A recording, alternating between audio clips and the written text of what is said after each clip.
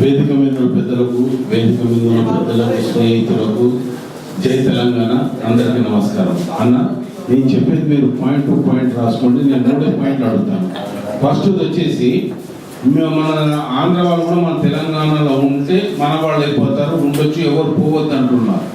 అయితే సరే పోకపోయింది, కానీ ఉన్నవాళ్ళు మన తెలంగాణ వాళ్ళు ఇన్నేళ్ళ నుంచి కష్టపడి మనల్ని మనం సాధించుకున్న తర్వాత మనకు రావాల్సిన తీయటి బంగారు తెలంగాణ ఫలాలలో వాళ్ళు కూడా వాటా పొందే అవకాశం ఉంటుంది కదా.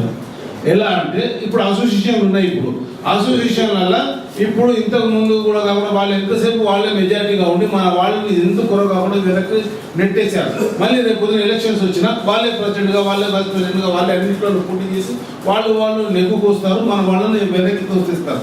దానివల్ల మనం నష్టపోతున్నామా లేదా చెప్పండి. రెండోది, ఇప్పుడు పెద్ద కుట్ర జరుగుతుంది సినిమా ఇండస్ట్రీలో.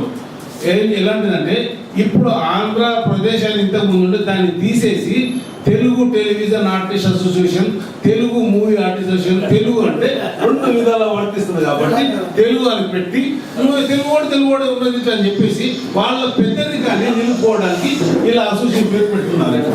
అప్పుడు మనకు దొరకాల్సిన ఫలాలు మనకు దొరికాయి కదా. వాళ్ళు మళ్ళీ అదే కంటిన్యూ అవుతుంటారు. ఒకటి, దీన్ని ఎలా ఎదుర్కోవాలో మీరే చెప్పాలి. మీరు కరెక్ట్ పాయింట్ అడ్వకేట్లు మీదే చేకూరుస్తుంది.